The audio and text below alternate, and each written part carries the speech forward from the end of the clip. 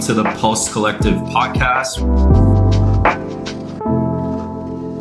Hello, everybody, and welcome to today's episode of the PCP, otherwise known as the Pulse Collective podcast. As always, I'm your host, Shahrukh Ansari. For those of you that are just joining us for the first time, the PCP is a show where we sit down with top business leaders, entrepreneurs, founders, and executives from all across every business in Canada and the United States. We sit down and talk about ways to propel your business forward, everything sales, marketing, operations, you name it. Grab a chair, sit back, and get some tidbits from some of our valuable guests that will be on this show moving forward. Now, for those of you that are watching, we are Pulse Collective. We are a growth partnership for businesses all across the country. We help them multiply their revenue and unlock their overall potential through AI-powered systems. So if you're looking for proven ways to actually attract more clients, boost your retention, and elevate your overall customer experience, you're in the right place. You've tried all the other ways and nothing's really worked or stuck. Drop us a message down below and I'll have someone from our team reach out to see if there's a fit for us to potentially help you out. Now, with all that out of the way, today I am joined by Eddie DeCurtis, who is the co-founder and CEO over at Shush, which is a company that's working at the intersection of telecom infrastructure, identity and authentication, and also helping carriers and enterprises move beyond passwords and SMS-based verification towards more seamless network-level authentication as well. Eddie brings a background in building and scaling telecom and messaging infrastructure businesses. And I'm really excited to talk a little bit more about his most recent venture that he's embarked on. Eddie, welcome to the show, man. Can you kick us off? Thank you, man. Thank you. Can you just kick us off? Share us a little bit about your background and also what Shush is all about. Yeah, no, I appreciate the invite, and I appreciate to be talking to your audience and maybe somewhere help them moving forward in their journeys, right? So I've been in telecom about 35 years. Everything from paging, when you used to walk around with the little pages on your side. Now you walk around with a big phone on your side, right? Everything from that to SMS messaging from its inception, like when it really started out, to its hockey sticking in late 2010-ish area. To now I'm in what's called network authentication or telco APIs, or the intersection, like you said, the intersection between the enterprises and getting information from the mobile network operators to combat fraud and protect the end consumer, right? So that's the overall goal. Done a lot of crazy things in my career. I know you're based in Canada, so one of the things I've done, I helped launch PageNet of Canada. This is years ago in 1997-ish, 96. Spent many months in Canada, where I got the chance to learn and love everybody up there, and seeing all the great and different cities, into the early 90s, well, late 90s, got heavily involved in SMS messaging. I was involved with there was about 5 or 6 of us, all in different companies, all kind of doing the same thing. It's almost like, what they say, quantum, right? Quantum entanglement, right? We were all kind of doing the same thing. We all came to the same place, right? Intercarrier SMS, where you can actually send a message from, let's say, Rogers to Bell, you use the Canadian, or Rogers to AT&T and so what. So I helped spearhead that.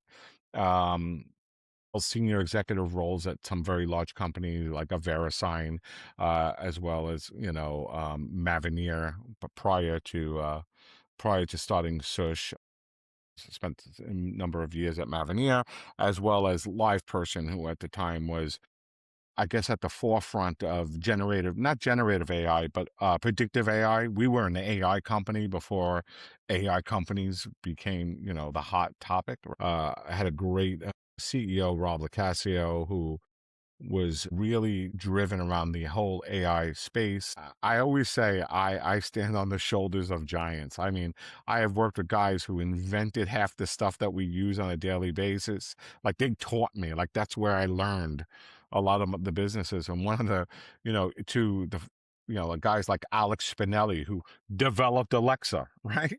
I remember the interview I was in with LivePerson, and Alex was one of the guys I had an interview with. And I go, my wife doesn't trust you, because Alexa listens. And he's like, no, I developed it, right? So these are the guys who literally created, Amazon's prediction engine, right? Like what you want to buy, right? I mean, just again, I stand on the shoulders of giants. I learned from the best. So I've been pretty blessed my entire career with knowing these people and allowing to just sometimes just watch what they do and what they were capable of doing and building upon what they have created. Some amazing people. So I'm pretty blessed right now in my career. That's awesome. That's awesome. Just you personally, you've been obviously very, very involved in the telecom space for longer than I've been alive, to say the least. But let's talk a little bit about Shush and kind of Mm-hmm. what your vision for the company is and what problem you guys are solving. So, what exactly are you doing, especially for people that may not be as technical as it pertains Yeah, to the telecom space? And then also, if you could just kind of explain what your day to day looks like in your role today. sure. Sure. So prior to starting Search, I did some time at a company called Sakura ID. They were a network mobile identity company, right? So they would go to mobile networks, buy these data elements, right, and then sell them to security companies, like you know everything from a bank to the companies that service banks. Fraud prevention, network authentication. Is this really Eddie? Is this phone number tied to this device? But I was the regional CEO, and as I was talking to all these mobile network operators out there, I was responsible for the Americas as well as the Asia Pacific market. And as I was talking to all the mobile network operators, I was getting the same story, the same exact story. We don't have a platform. We don't know how to do it. Well, by the way, did I tell you we have no money because we just spent billions of dollars on 5G and all this kind of stuff, right? I remember I also have to tell you, I don't know how to do it. So there was a huge gap in the market. So there's 1,000 mobile network operators out there. Now, and when I say 1,000, that's a mix between true mobile network operators like an AT&T or Rogers or a Bell, Telus or Verizon, right? Those are true mobile network operators. But there's also what's called a full MVNO, right? A full MVNO is a sort of like a mobile network operator. They have all the network elements, right? The switches, all the billing systems, all that. And the only thing they don't have is a RAN network, a radio access network, the cell sites, right? So if you add them all up, there's 1,000 of them globally. 33 mobile network operators have launched this type of a service. That means 967 haven't. And I'm like, there's all this demand from the banks, the fintechs, the cryptocurrency companies, anybody who uses a 6-digit code of social media, everything. There is this pent up demand that they're using SMS today, which was never designed. Trust me, it was never designed for security, and they're looking for a better way to communicate or a better way to know a trusted, more secure way of interfacing with their consumers, right? And there's only 33 that have launched, and there's 966 that haven't, and they don't have anything. We need to fill that gap. And that's what Shush does.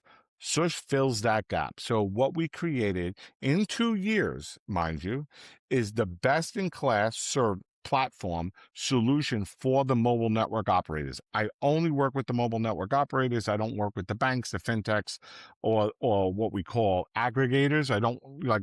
We work with them, but we don't sell to them. We only sell and enable the mobile network operators to offer these services and these data attributes to the market, right? We give them the ability to market their consumer information to third parties for security and anti-fraud purposes, not for marketing, not for anything, only for security and authentication purposes. And in 2 years, let's see, we won best product the first year from Juniper. We won startup of the year for the second year from Juniper.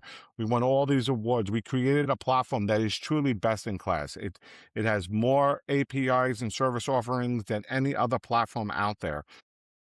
I will put this platform up against any platform and win hands down because I have a secret weapon. I put together a team of the most again, all the credit goes to them. My chief product officer is a gentleman by the name of John Morrow, who basically launched this service from inception to execution at T-Mobile USA. This was his product, right? So he ran it for 4 years, from coming up with the idea, building a platform, and launching it to market, which was at the time I think probably still is the best service offering out of every major operator out there, right?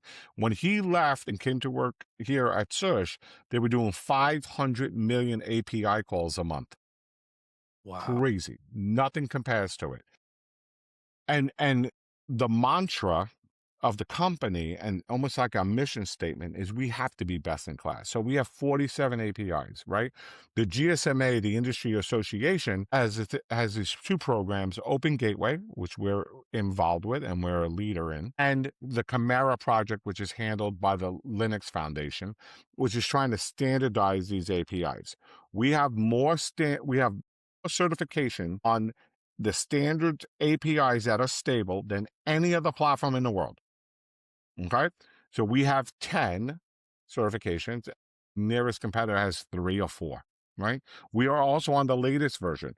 We were the first platform to ever productize and in production the latest version of encryption technology and interfacing called EAPA, aka, I know I'm getting very technical, but you know when you turn your phone on and it just works, just registers, or you go on your Wi-Fi and it just works? That's the technology. It's actually using the SIM card to authenticate you against a broad range of API requests, right? We were the first platform in the world because it's instilled and driven by the senior leadership team here at Shush, as well as all the developers. We want to be the best at everything. We want to be first to market. We want to have more than everybody. And what's so unique about what we do is these mobile network operators just in North America spent $331 billion on 5G infrastructure. That's a valid number. You can look it up. Wow. I don't even know what the number is worldwide, but it's billions, hundreds of billions of dollars. There's no more money. The money's gone. There's just doesn't exist. These carriers are cash strapped. They have other focuses, from AI to, virtualizing their network. I mean, they got a lot of other focus and other places that they need to spend money on to be competitive. They don't have money for this type of services, right? So what we do is, instead of you going to spend tens of millions of dollars with the big OEM, and we know who they are, the Ericssons, the Nokias, the Mavenir, the Huawei's, the ZTEs of the world, we go and we're saying we're willing to take the risk with you. So there is no more build it and pray they're going to show up. We're saying we're going to take the risk. So at no cost and at no risk to you, we'll have you launched from signature within 90 days. And here's a great example, and here's a proof point. Dito Telecom in the Philippines is the third carrier in the Philippines. They got 17 million subscribers, and they're growing like a weed. Think of them like as the Un-carrier of the Philippines, right? They got 17 million subscribers, and they grew last year at 26%, which is unheard of. Like, if you go look at any mobile carrier anywhere in the world, it's single-digit growth, right? They grew at 26%. 17 million subscribers, $5 billion in spend on their network. We signed the contract. You can go on LinkedIn. You can see the pictures of me signing the contract on September 18th. We launched them on November 15th with 18 APIs, more than the 2 largest carriers with billions of dollars of CapEx still haven't launched. We launched them with 18 APIs, all the Chimera APIs to be standardized, right? And all the APIs that brands are currently buying. So what we do is we future-proof the mobile operator. We offer a broad range of APIs so the brands don't have to conform quickly, and they can take advantage of those APIs from day one. So if a brand is using some version of number verification, right, they don't have to change their application to work with this carrier. They can change their application at their leisure or when they're ready to make those changes. Because like a big financial institution, they're not going to say, oh, well, to get to AT&T, I need to make this change on an application that have millions of people use on a daily basis just to do authentication because AT&T wants a special way of doing it. We don't say that. We just say, keep it the way you are. And when you're ready to make that change, the carriers are available for you at that time. And that's the point. Within less than 60 days, they were launched ready to make money, and they're making money today. And that's the beauty about what we offer. We're all telecom guys. We all know how difficult it is to get things done. And we created the company about being best in class, but as simple as possible, as easy as possible. Make it super easy for the mobile operator to say yes, because they're not cowboys anymore. They're real businesses, right? So you have to conform to their business, right? And we do everything to make that yes super easy. So that's basically, that's the company. Oh, that's what we amazing. created. No, that's like a perfect like Shark Tank type of elevator pitch as well. But like, I think Thank you. I think one thing that stood out to me with what you were saying was basically your competitive advantage is your own people, because you guys have been through it for decades now. So a lot of people obviously they're very, very focused on product development and just kind of perfecting their product before they go to market. A lot of other executives I've spoken with as well, they've fallen into the trap of just perfecting the product, for example, before they even bring it to market. And then the reality is you need to refine it according to how the market reacts to whatever you're bringing. In your case, though, your advantage was the human capital that you had on your end. And I'm curious now, being people from the telecom space, you guys are obviously not professional marketers. You're not professional, like just like people that are, you could correct me if I'm wrong, but just you're more on the technical side and making sure the product is built with this kind of backing. How are you getting this messaging to these people that they can believe in you because you guys know what you're doing? Like, how are you getting that messaging out? Well, there's a couple of pieces to that, right? Again, it goes back to what I said earlier. I stand on the shoulders of giants. So one of our advisors she was the director of marketing and communications for people like John Chambers, this former CEO of Cisco, right? So she Wow. helps, right? Our head of customer success was also a CMO at a telecom company. So she has a lot of marketing experience. I know everybody. I've been in this business for so long. I have a Rolodex that's extremely deep at the most senior levels at these mobile network operators. What's really, really unique to our space, Shush in general, is I have to talk to 967 people. So I don't need, let's say, an SEO or stuff like that to go out and find me customers, right? I'm not selling to enterprises when there's 400 million enterprises, right?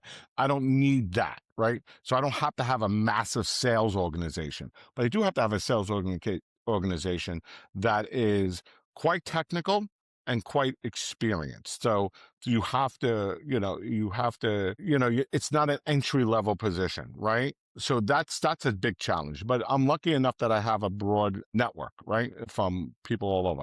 I'll give you a great example. When I wrote the thesis about this company, a guy I would generally consider a mentor, or the guy who used to approve my expense reports, is a guy by the name of John Donovan, who was the former CEO of AT&T. Not AT&T Wireless, not AT&T Media, AT&T.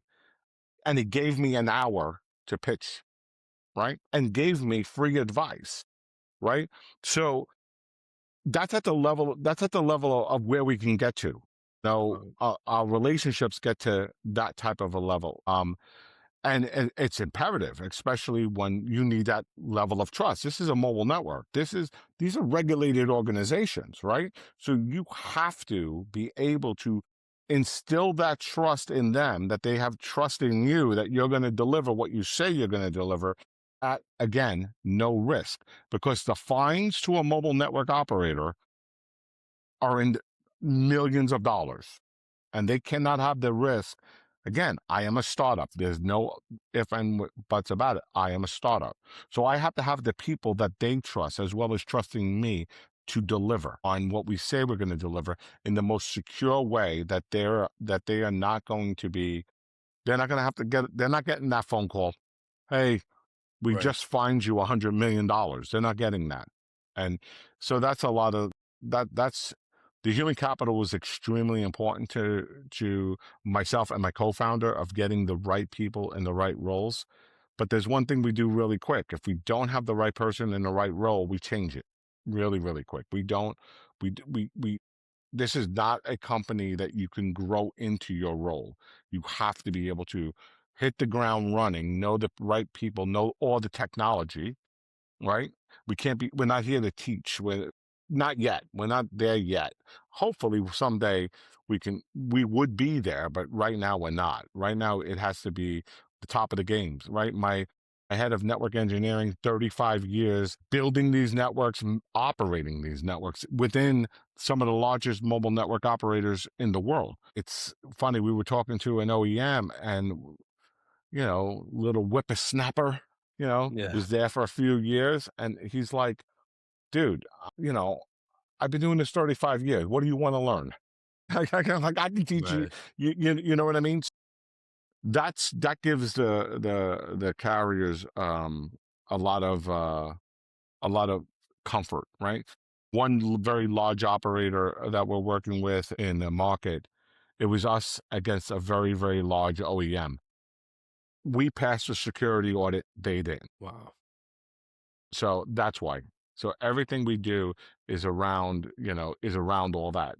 You have to give a comfort, no matter how you look at it, we're a startup, and you have to give them the comfort level to do that business with you. That's wow. Wow. That's very insightful as well, because especially as a smaller company, I'm sure a lot of people that will eventually be watching this will be like kind of in the earlier phases of a startup or an SMB type of hmm company. So this is very, very important, like to Hire the right people. invest in your own team. I cannot stress that. When we won awards, the different awards, I don't ever say, "Oh, I did a great job. Look what I did." I said, Yeah.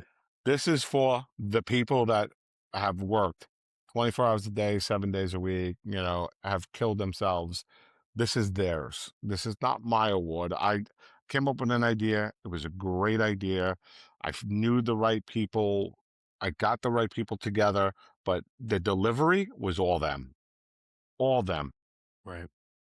Hire the right people and make decisions quickly. If the person is not right for that role, move on. You don't have the luxury of waiting, right? You don't, not at this point. Right. Maybe if you have a couple hundred employees and, revenue is great and all that stuff, and you can pull them along for the journey. But at this point, especially in a startup or early within the startup life cycle, cut bait as quick as you can and move on. They'll be better off for it, because if you have, I heard a thing like 99% of all startups fail, right? You have a better chance of failing than succeeding. You try to limit those mistakes to avoid the failure. Then you want to be a nice person, right? You are a nice person. It's better for them, because if you keep that person on that's not in the right role, and they're not a net positive to the company, regardless of how nice they are and how nice you are, it's not fair to them either. Because what you 10, 15, 3, 4, 20 employees, whatever the number is, if you have to close your business, you have to worry about those families too. Of course. You know what I mean? Yeah. No, of course. Of course. Of course. I want to really like onto on this subject, really transition kind of at more an industry perspective right now. A lot of things that we're seeing. My background, obviously, I come from a SaaS background. I worked at Mm-hmm. IBM for a handful of years. I was involved with like cybersecurity at a high level with like MDMs, data security systems, etc. But one thing that I'm noticing is a lot of companies are adopting AI Mm-hmm. into their workflows, but they're doing it out of not really understanding what it is. They're kind of doing it because they see all their peers doing it, and they want to really have it's the whole concept of FOMO. Like you're kind of just staying back. So really want to get your perspective on this as somebody in your position. Number one, are you using AI in your workflows today? And then in extension to that, what's your view on it? Like, do you see it as this entire like golden treasure that's going to just replace your entire, you're invested in your team, right? Do you see it as something that is replacing talent, or is it complementing it? It's a twofold question. Okay. So the fear of missing out is real. And trust me, my co-founder and CFO loves AI, right? I worked in one of the companies that embraced AI long before anybody else did, right? Again, it wasn't generative, it wasn't LLM, it was predictive, right? But still, they had an amazing platform, did brand discovery called Maven. I was responsible for their RCS business. And got really got super exposed to the AI life cycle, right? And just in the environment. And I thought it was phenomenal. It was one of the best training I ever went through, all that. I think it's a buzzword now, and I think it's a huge bubble. And I think you're going to see a massive consolidation and a lot of these companies disappearing, and a lot of equity or a lot of capital disappear overnight. I also think it's a lot of hype coming from a lot of, there's more marketing than there is reality. But then again, there's a lot of reality that's pretty amazing. You can't knock what Claude can do and Gronk and Copilot and such, right? But then you hear like these stories like Altman go, every time you say hello, it costs him millions of dollars, right? in computing time, right? Yeah. Just by saying hello or thank you. So I think there's a challenge there. I think what Google announced a couple of days ago, where they can narrow down the memory usage, and there's a lot of technology they're still catching up with, but a lot of brilliant minds, and you can't knock it. My CFO wants to put AI in for everything, right? As much as we could do with AI, from helping the developers code, right, to helping integration into a carrier, building the workflows that you don't have to have a hand on keyboard. You click the AI and say install on a Huawei or Ericsson, blah, blah, blah. You put the information or the prompts that you need, and it just goes and does it. Maybe it's a package, right? There is a lot of space for AI to allow what humans do best, right? And Yeah. that's think. And that's dream. I That's love that you said that. envision, right? It enables them to be not less productive or replace them, but to be more productive to what is important to the business, not writing 250 lines of code, right? I mean, think about that. The Planeteer CTO said it the best, and I don't remember the exact way he put it together. He's like, what AI can do for an organization is not that it's replacing, it's enhancing, it's enabling the human behind it to be more productive, to be more useful to the organization, not less. And if you think of it that way, then AI is here, and AI is going to make every company better, and people should embrace it. Just got to kind of get the machete out and whack away the weeds and try to see the forest from the trees, right? To see what's real and what's not, right? And there's some, like I said, Claude is doing amazing things, Copilot, Gemini. Again, my CFO is like, so to go back to marketing, right? We did our marketing deck, our logos and all that. You put it into like Gemini and you click a button, and all of a sudden it's like, whoa. Yep. Now, what that did was it allowed marketing to think of the information that they want to express, not worrying about how to make it pretty. Right?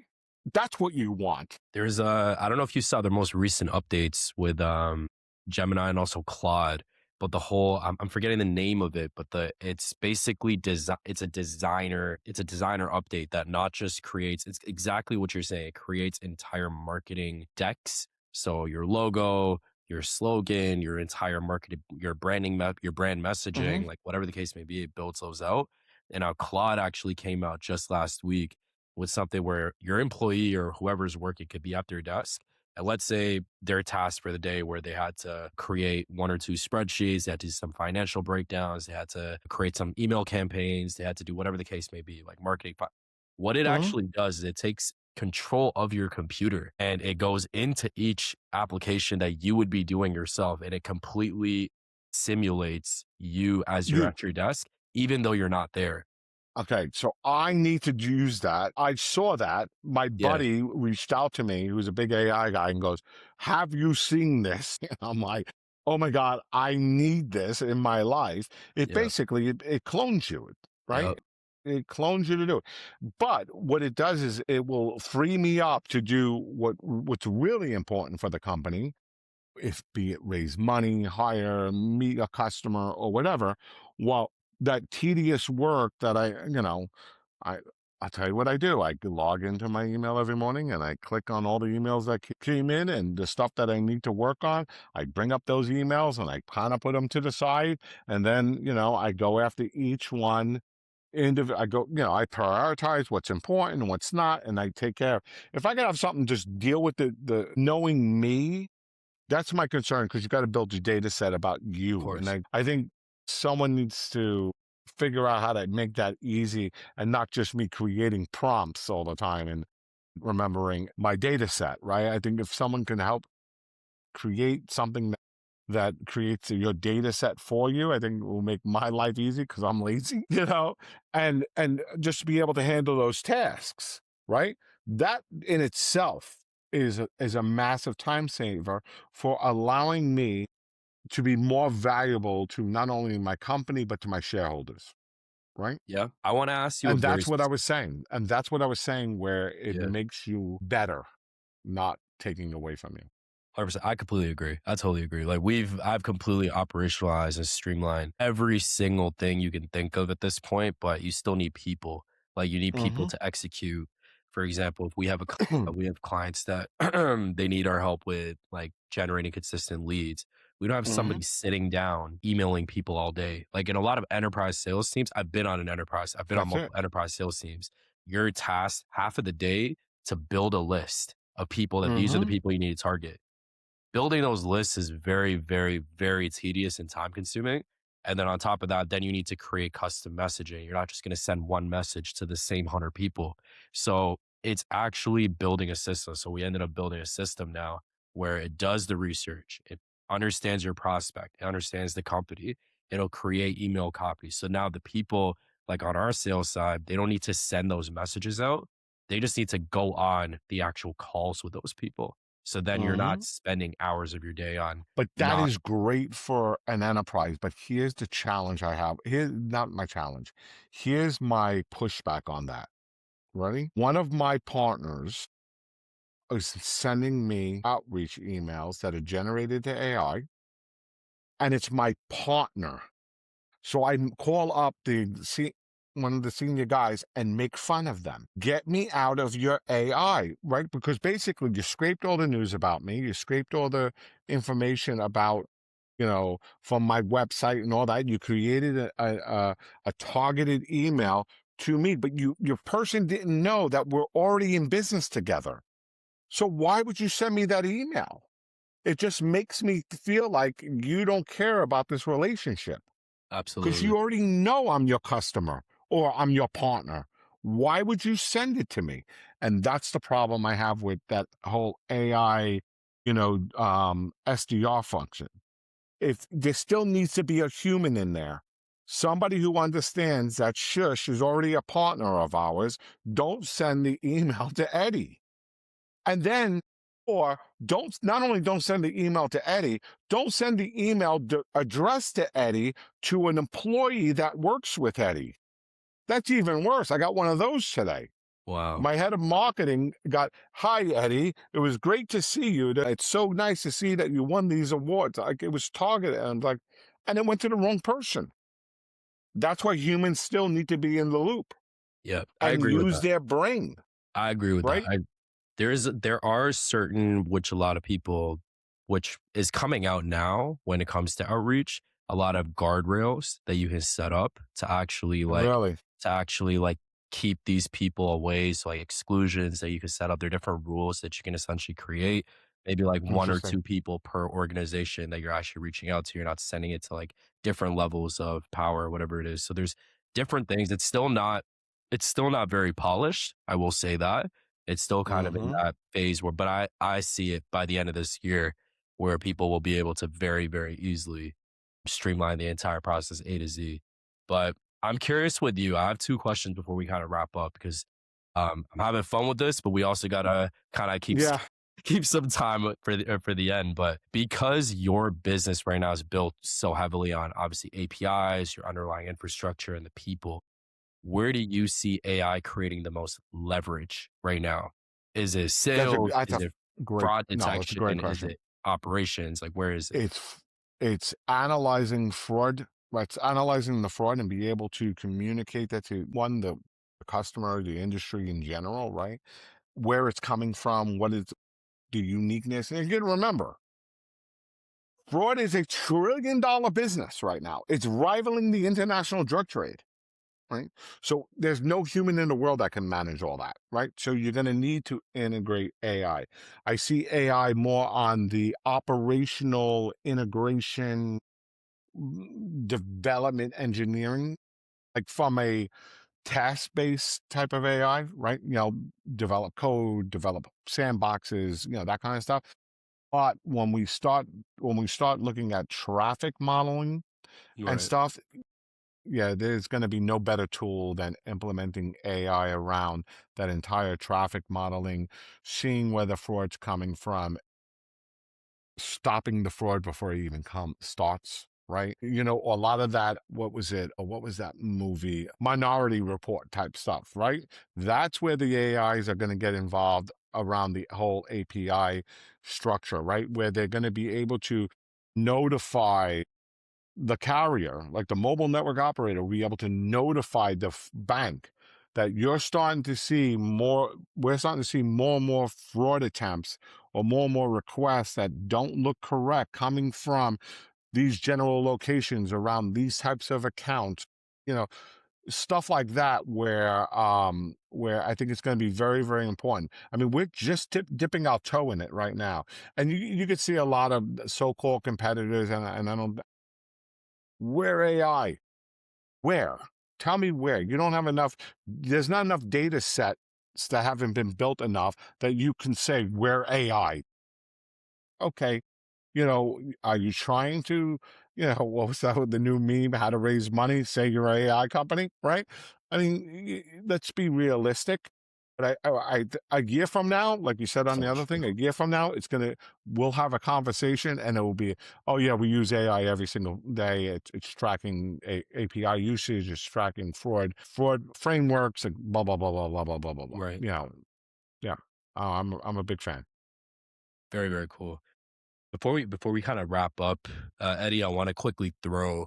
Uh, I have about 3 to 4 rapid fire questions I want to toss your way. It's usually a little bit more fun.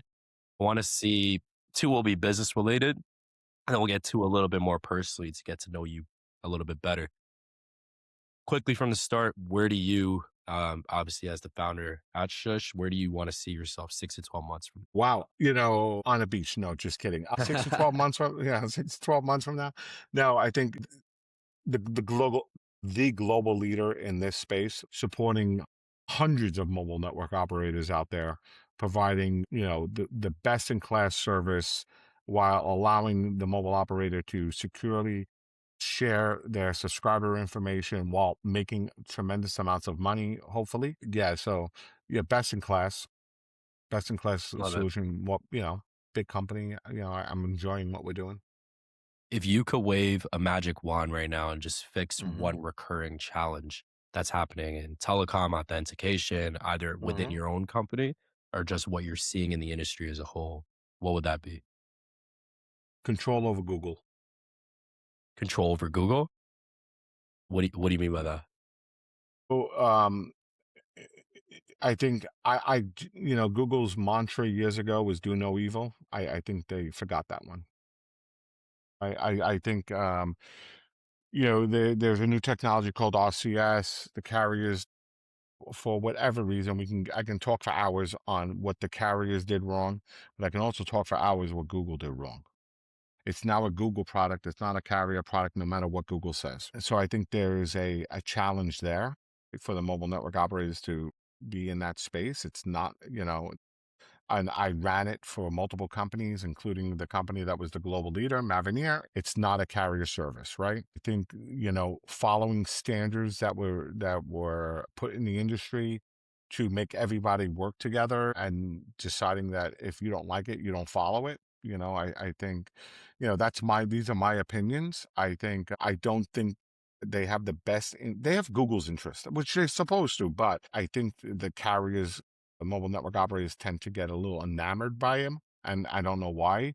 They are the mobile network operator. This is their subscribers. I tell people all the time, when you build a multi-billion-dollar network and spend billions of dollars a year maintaining it, until you have that, you don't have a say. You don't have a dog in the hunt, right?